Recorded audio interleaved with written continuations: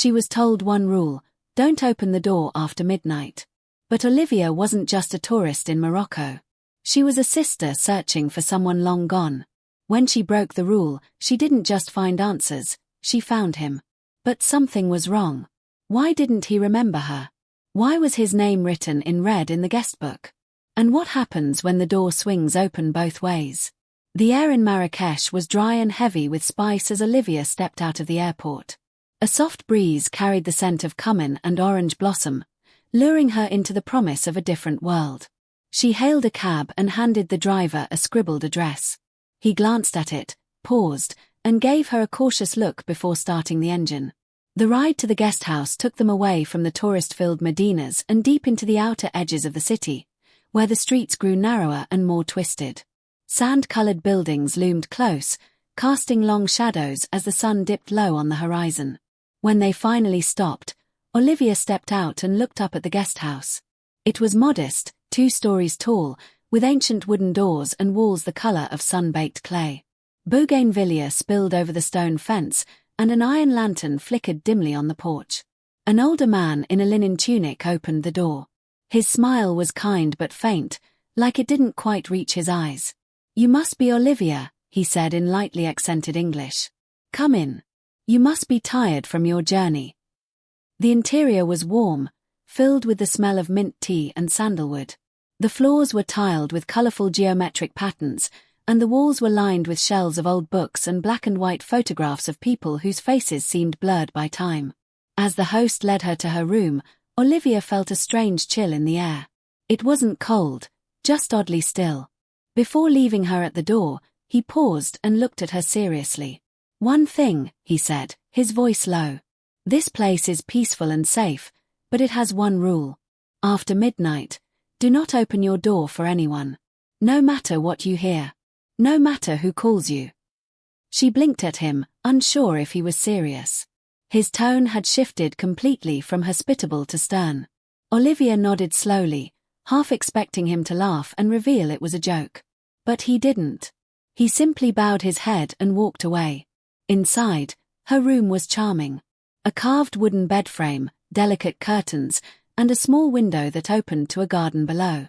A faint trickle of water came from a nearby fountain, adding to the calming ambience. She tried to shake off the warning, chalking it up to local superstition or a peculiar old man trying to be dramatic. She changed clothes, set her backpack aside, and went out to explore before the sun disappeared completely. The neighborhood was quiet, filled with elderly vendors and silent doorways. No one made eye contact for long. Even the children playing with stones in the alley stopped to stare at her before scattering away like startled birds. Returning just after dinner, Olivia sat in the common area sipping tea. A few other guests sat nearby, 2 older women whispering in German, and a quiet man with a notebook. None of them smiled. She tried to make eye contact, but they all avoided her gaze. The host reappeared with a soft good night, and gently reminded everyone that the outer doors would be locked by 11. Olivia made her way to her room, locked her door, and lay down. The silence was profound, broken only by the soft hum of the garden's fountain and the occasional gust of wind brushing against the window. She closed her eyes, the weight of the trip finally settling into her bones. At exactly 12:03 a.m., she heard footsteps. They were light and measured, pacing slowly past her door, then stopping. Her breath caught. She remembered the warning. Then came the knock. 3 gentle raps. Olivia froze in her bed. Her phone was silent. No messages. No alerts. The knock came again, this time, louder. She sat up, heart pounding. It could be a mistake. Maybe someone needed help. She tiptoed toward the door, pressed her ear against it, and waited. Nothing. Just silence. Another knock. Soft. Rhythmic. She reached for the handle but stopped. The host's words echoed in her mind. "No matter who calls you. Do not open the door." She backed away and returned to bed, heart thudding in her chest. In the morning, she asked the host about the knock. He smiled kindly, as if he'd been asked the same thing 1,000 times. "Dreams can feel very real in this place," he said. "The desert plays tricks on those who do not sleep deeply." She wasn't convinced. Neither were the two German women who checked out that morning without breakfast. The man with the notebook wouldn't meet her eyes when she tried to ask if he'd heard anything. That afternoon, she walked around the garden and found a bench behind a fig tree. The leaves whispered secrets in the wind. She took out her notebook and jotted down the time of the knock. 12:03 a.m. 3 knocks. She added a question beneath it. Who knocks on locked doors in a locked house? That night, she was careful to shower early and lock the door tight. But even as she tucked herself under the blankets, a part of her was waiting, listening. When midnight came and went without a sound, she almost laughed. Maybe it had been a dream. Maybe she was tired. Then, just as she began to drift off, she heard it. Not a knock. A whisper. Right outside her door. And this time, it said her name. Olivia stared at her reflection in the bathroom mirror, watching how the morning sun caught the curve of her jaw and the tired swell under her eyes. She hadn't slept well, not after hearing her name whispered from the other side of the door. It hadn't sounded threatening. If anything, it had sounded familiar. That was what scared her most. She didn't tell the host about it. She didn't ask the other guests. Instead, she made a silent decision. She would find out what was going on in this place on her own. That day, she left the guest house with a plan. She'd ask around the neighborhood, take pictures, and maybe get someone to talk about the building. But before she stepped out into the narrow alleyway, she tucked a small leather notebook into her bag. It was old, its corners frayed, its pages filled with notes she'd collected over 5 years.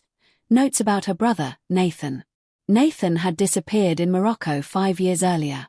The official story was that he got caught up in drugs, fell in with the wrong people, and likely died in the desert. But Olivia never believed it. He had always been the strong one, the protector, the level-headed brother who calmed her anxiety and made her laugh when she couldn't breathe. He had called her from Morocco the week before he vanished. Said he was staying at a guest house outside Marrakesh. Said it felt weird, like the place had a heartbeat. He'd joked about it, but Olivia remembered the edge in his voice. Then he stopped replying. No calls. No messages. Just silence. The police brushed her off. Her parents moved on. But she didn't. Her search led her across continents and through empty leads, online message boards, and vague stories from travelers who remembered a tall man with a camera and a serious face. Some said they saw him in Tangier. Some swore he'd gone to the mountains. But one post on an obscure travel forum mentioned a guest house outside Marrakesh, one that gave guests a single rule: don't open the door after midnight. Olivia never forgot it. And when she arrived in Morocco last week, she didn't tell anyone her real reason. She wasn't here to relax. She was here to find her brother. The locals were friendly at first, offering her mint tea and warm greetings. But when she showed them a photo of Nathan, their faces changed. Some looked away. Others claimed they'd never seen him. One older woman whispered something in Arabic before crossing herself and walking off. A younger shopkeeper finally leaned in and said, "If you came to that place, leave now. Some doors are not meant to be opened, even with good intentions." Olivia thanked him and walked away, shaken but more determined. Back at the guest house, she explored the common room more carefully. There were pictures on the wall she hadn't noticed before, groups of smiling travelers, arms around each other, all shot in the same courtyard. But none of them had names or dates. Something about the smiles looked forced. Like they were trying to hide something behind their teeth. She went to the guestbook at the front desk, a thick ledger with pages yellowed by time. She flipped through it, noting names, countries, dates. Some names were crossed out in thick red ink. She froze when she found one that made her hands tremble. Nathan Ellis. The date beside it matched the last time she'd heard from him. Her breathing grew shallow. She looked around, but no one was watching her. She snapped a photo of the page, then closed the book. That night, she locked her door tighter than before, stuffing a towel into the gap beneath it. But she still heard the footsteps again. No knock this time, just slow, steady pacing. And a faint sound like humming. A melody she knew.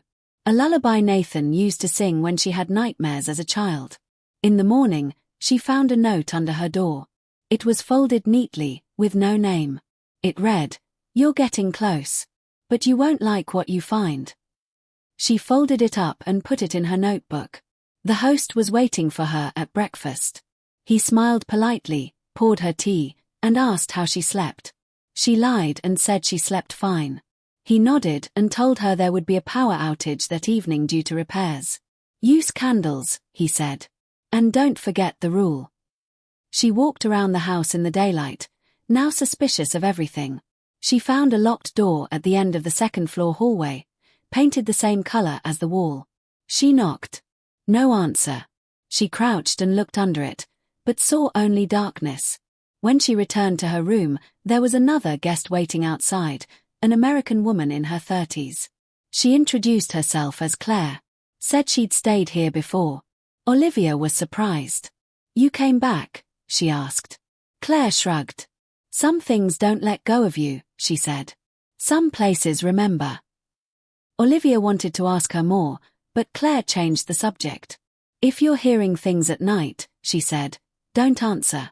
They can only touch you if you invite them in. Olivia felt a chill run down her spine. Who are they? Claire hesitated, then smiled sadly. People who never left. That night, the power went out just after sunset. Olivia lit a candle and sat in bed, staring at the door. She didn't sleep. She waited. At 12:04, she heard it again. 3 soft knocks. Then a voice. Liv, it's me. Open up. It was Nathan's voice. Calm. Familiar. She shook her head, trying not to cry. She knew it couldn't be real. She pressed her hand to the door. If it's really you, she whispered, tell me what you said the day I got my driver's license. Silence. Then the voice said, don't crash my car again. Her heart nearly stopped. Only Nathan knew that. The room was dark except for the flicker of candlelight dancing on the cracked ceiling. Olivia sat with her knees pulled up to her chest, staring at the door. The knock had already come. 3 soft raps, just after midnight. She didn't move, didn't speak. But then came the voice. It wasn't just similar to Nathan's, it was Nathan's. Every part of her recognized it. His calm tone, the half-smile that always seemed to live in his voice, even the way he said her name. Liv, it's me. Open up. She pressed her back against the wall, as if the extra distance would keep her safer. Her hand shook as she held the candle, casting wild shadows that made the room seem like it was breathing. She closed her eyes and whispered his name. And again, the voice replied. I'm right here. She stood up slowly, legs trembling beneath her. She knew she wasn't supposed to open it. But what if it really was him? Her hand hovered near the doorknob, breath caught in her chest. Tell me something only you'd know, she said through the door. There was a pause. Then it came. Don't crash my car again. Her knees buckled. That was the exact thing he had said when she dented the side of his car backing out of the driveway on her 17th birthday. No one else could know that. Not even their parents. Her heart pounded louder than her thoughts. She reached for the lock. But something stopped her. The sound of another knock, this time from her window. She turned sharply, nearly dropping the candle. Outside, through the thin curtain, she saw a shape. Not a face, not a figure. Just a dark shape standing completely still in the garden. Her room was on the 2nd floor. There was no balcony, no ledge, and no tree that reached that high. Yet the shape was there, motionless. The knock at the door came again, firmer now. Liv, please. Open up. It's cold. The voice had changed slightly.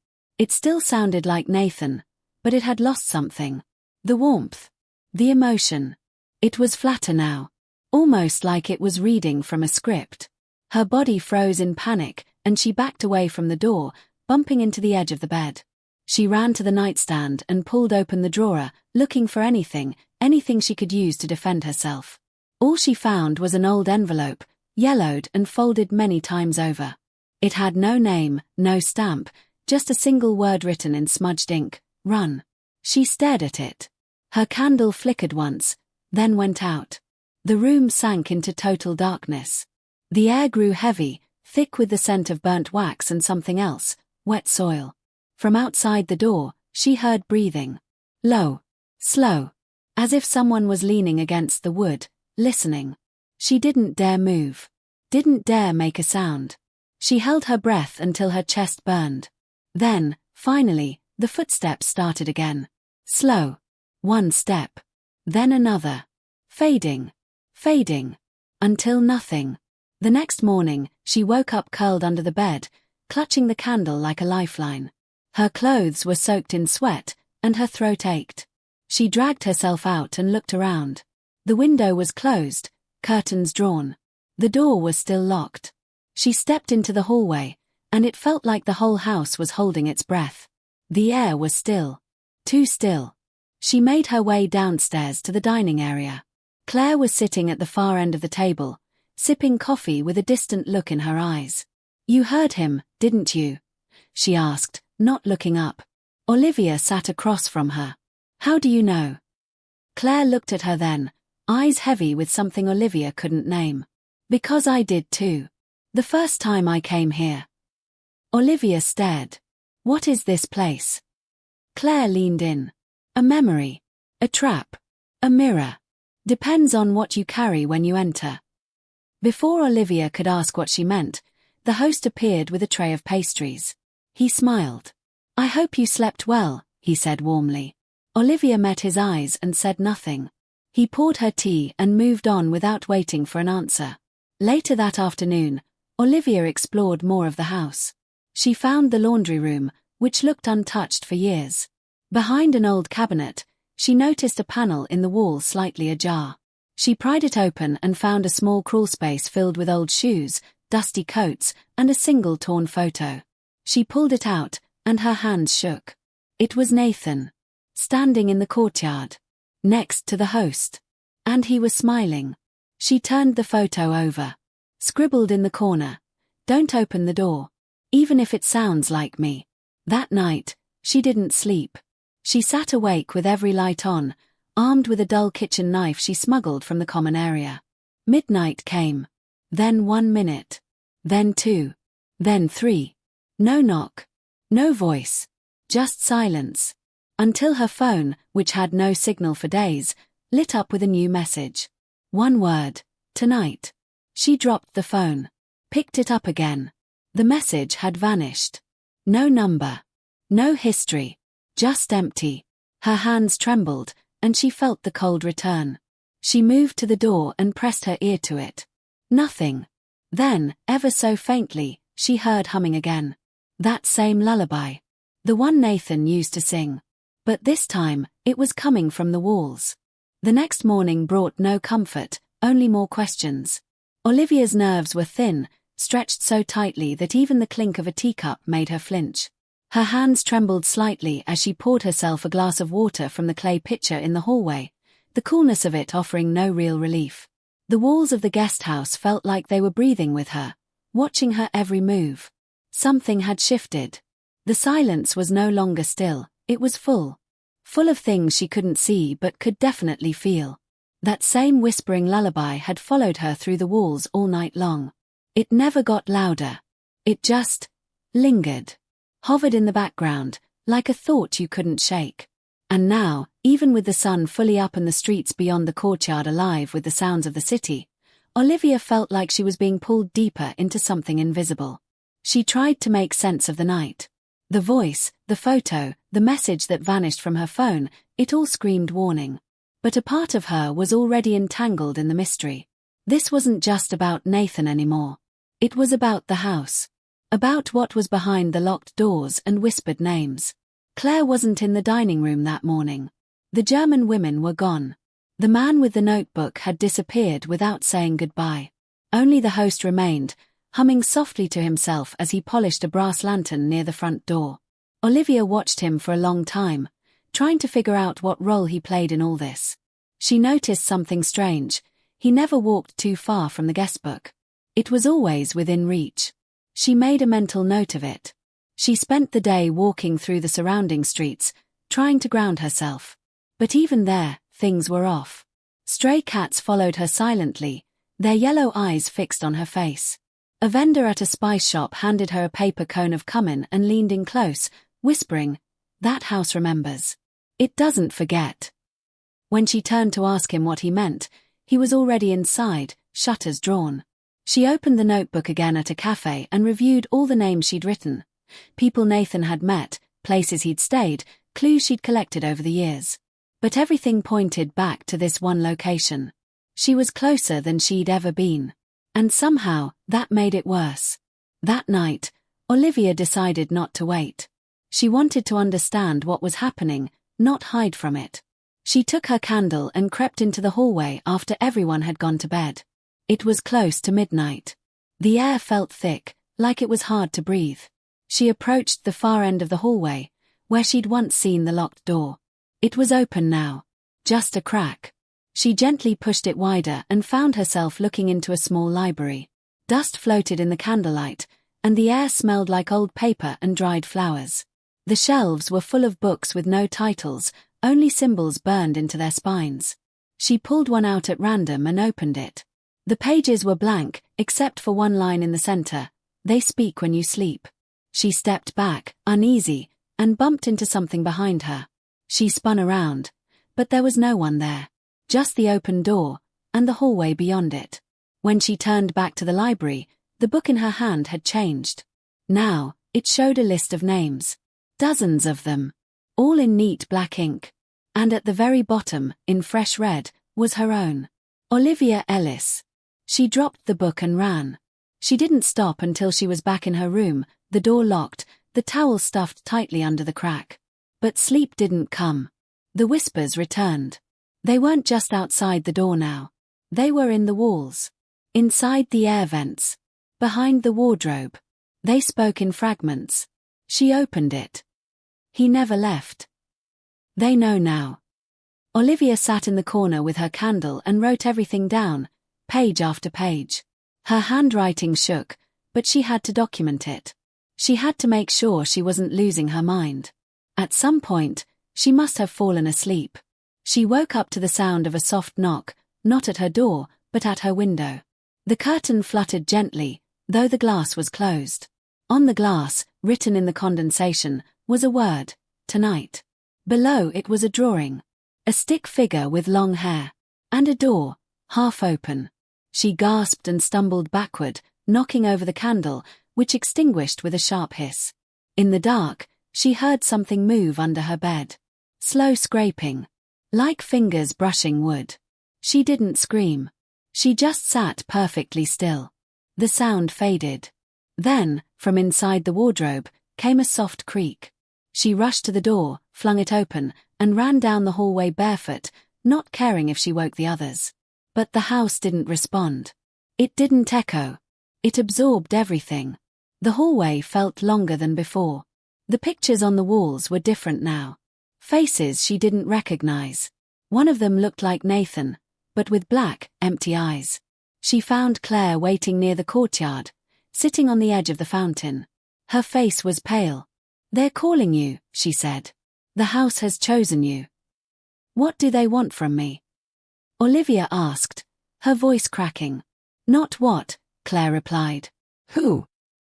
The guest house was no longer just a building to Olivia. It was alive. Every creak in the floor, every flicker of light, every whisper in the walls, it all pulsed with something that felt like breath. Like memory. Like a presence that waited just out of view. Claire had disappeared after that night by the fountain. No note, no goodbye. Her room was empty by morning, her bed untouched, her bag gone. Olivia asked the host where she'd gone, but he simply smiled and said, "Some guests come and go like shadows. Don't worry." But Olivia did worry. And not just about Claire. About what the host wasn't saying. About what he always avoided. About what was behind the doors she hadn't opened yet. That day, she decided she would find out. She had to. The strange dreams, the notes, the ghost of her brother's voice, it all led to something. And she was done waiting for the house to decide. She would find the truth. Even if it scared her. Even if it broke her. She walked the halls again, this time counting steps, counting doors.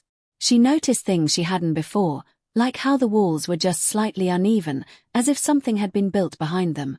Or how the tiles on the second floor changed color in one section, like they were newer than the rest. She pressed her ear to every wall, listening for the hums, the sighs, the low murmur of voices too quiet to catch. That night, she stayed awake. Her candle burned low on the windowsill, and the moonlight painted her bed in silver. At exactly midnight, she heard the knock. This time, she didn't flinch. She stood and walked to the door, hand steady, breath calm. She didn't open it. Not yet. Instead, she listened. No voice came. No whisper. Just the knock. Soft. Repeating. Then it stopped. She waited. 1 minute. 2. Then came a sound she hadn't heard before, the soft slide of something metallic. A lock. But not hers. It came from down the hall. Olivia grabbed her candle and stepped into the corridor, barefoot and silent. The house was pitch black except for her tiny flame. She walked carefully, each step slower than the last.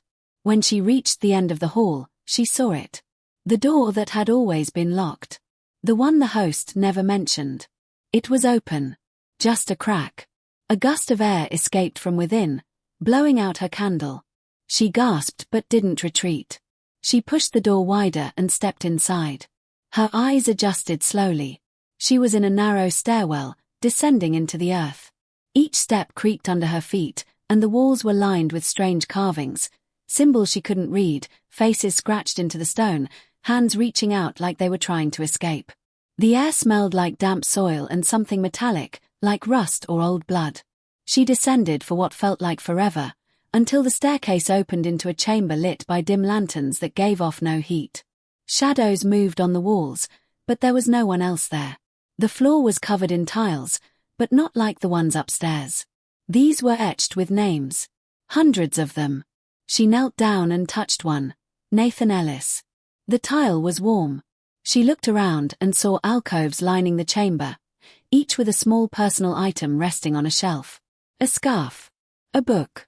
A child's shoe. And at the far end of the room, a door. It wasn't wood or stone.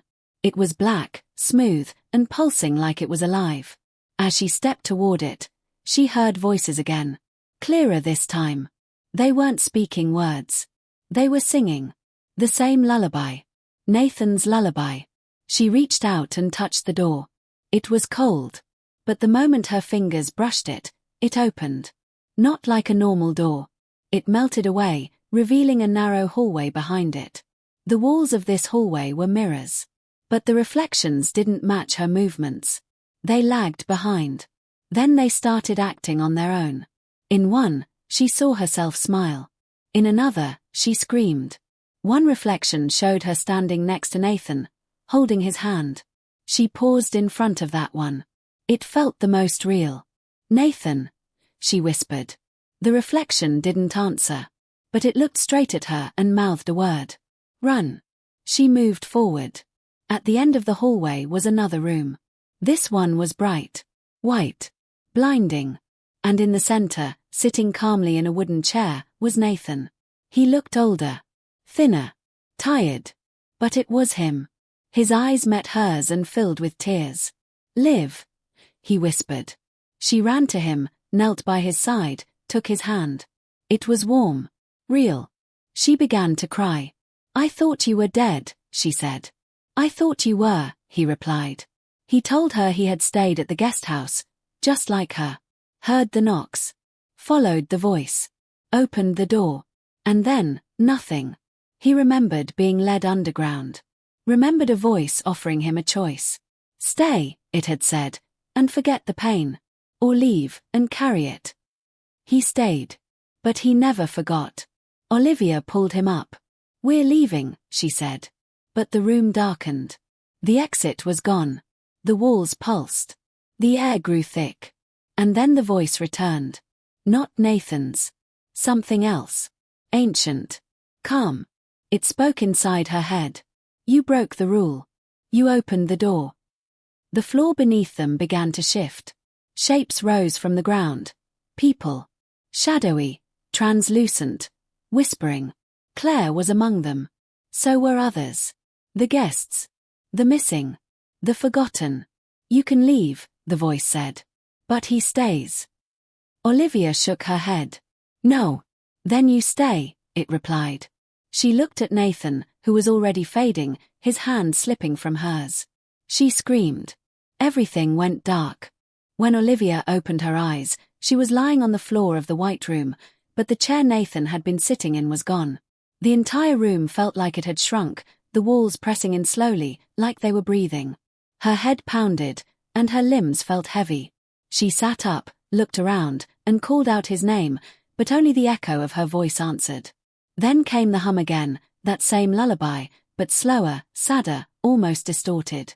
It felt like the walls were singing it to her, whispering it into her bones. She stumbled to her feet and tried to retrace her steps, but the hallway of mirrors was no longer behind her. In its place was a blank tunnel stretching endlessly in both directions. She turned in a full circle. There were no doors now. No lights. Just the faint sound of breathing, not her own, and the knowledge that something was still watching. She walked blindly, feeling her way forward. The tunnel slowly began to curve, and she noticed the air getting colder. Her breath started to show, white and trembling in the dimness. Shapes moved in her peripheral vision, shadows darting along the walls, faces that vanished the moment she looked at them. She kept walking. Her hands touched damp stone, then smooth wood, then something that felt like skin. She recoiled, heart pounding. A voice whispered behind her ear, "You're still here." She spun around, but no one was there. Another voice followed, softer, almost kind, "You saw too much. You can't leave now." Olivia's fists clenched. She wasn't ready to give up. Not yet. Not after getting so close to Nathan. Not after all she had lost. Then, just ahead, she saw a flicker of light. A small, orange flame. She ran toward it and found a lantern resting on a low table, surrounded by black and white photographs. Faces stared up at her, all blank-eyed, all familiar. She saw Claire. She saw the German women. The man with the notebook. Her brother. And at the center, her own face. All the images were scratched with the same word in red ink. Chosen. A book lay next to the photos, and as she opened it, a gust of wind blew the lantern out. The chamber went dark again. But the voice returned, clearer this time, inside her head. It spoke in a tone that was neither male nor female, neither kind nor cruel. Just patient. Every guest who stays here leaves a piece of themselves behind.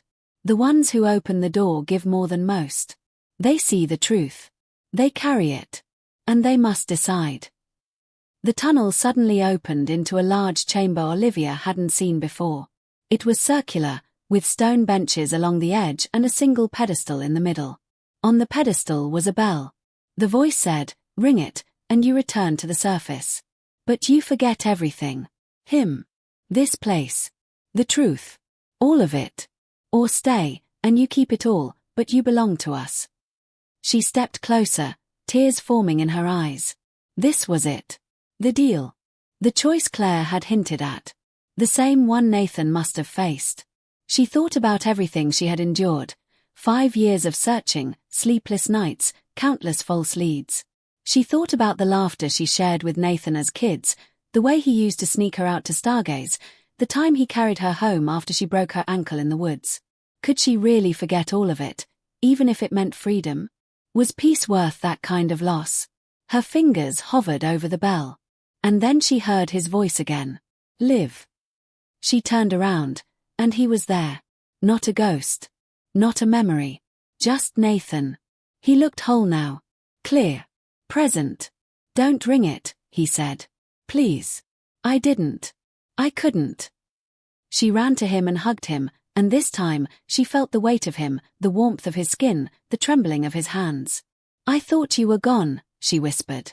"I was," he said, "but I kept waiting for you. Hoping." The voice returned.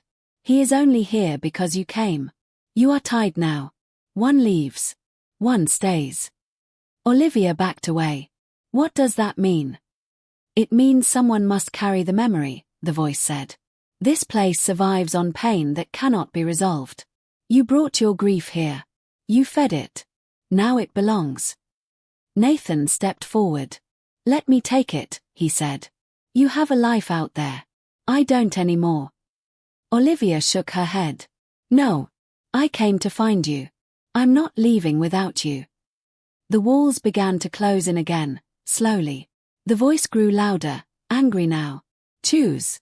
Or both remain. Olivia grabbed Nathan's hand and dragged him toward the pedestal. She rang the bell. The room exploded in light. She awoke on her bed in the guest house. Sunlight streamed through the window. Birds chirped outside. Everything looked normal. Peaceful. Her heart pounded as she sat up. She looked at her hands. They were shaking. She rushed to the mirror. Her face was the same.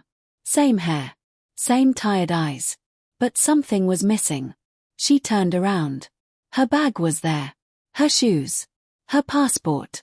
She ran downstairs. The host stood in the courtyard, watering the plants. "Good morning," he said. "Did you sleep well?" She nodded slowly. "Will you be checking out today?" She opened her mouth, but no words came. Her memories felt foggy, distant. She had the sense something had happened, but couldn't place it. She wandered the halls, stopping at the guestbook. Her name was still there. Olivia Ellis. This time, it wasn't crossed out. Then she noticed a second name just below it. Nathan Ellis. She stared at it, heart racing. The name was written in black ink. Not red. She walked into the garden and sat on the bench. The fountain trickled beside her. A breeze rustled the leaves. From somewhere far off, she thought she heard someone humming. That lullaby. She looked around. But she was alone. Or maybe not. Somewhere, deep inside, something had changed. She didn't know what she'd lost. Or what she'd brought back. But she knew this. She would never open another door after midnight again.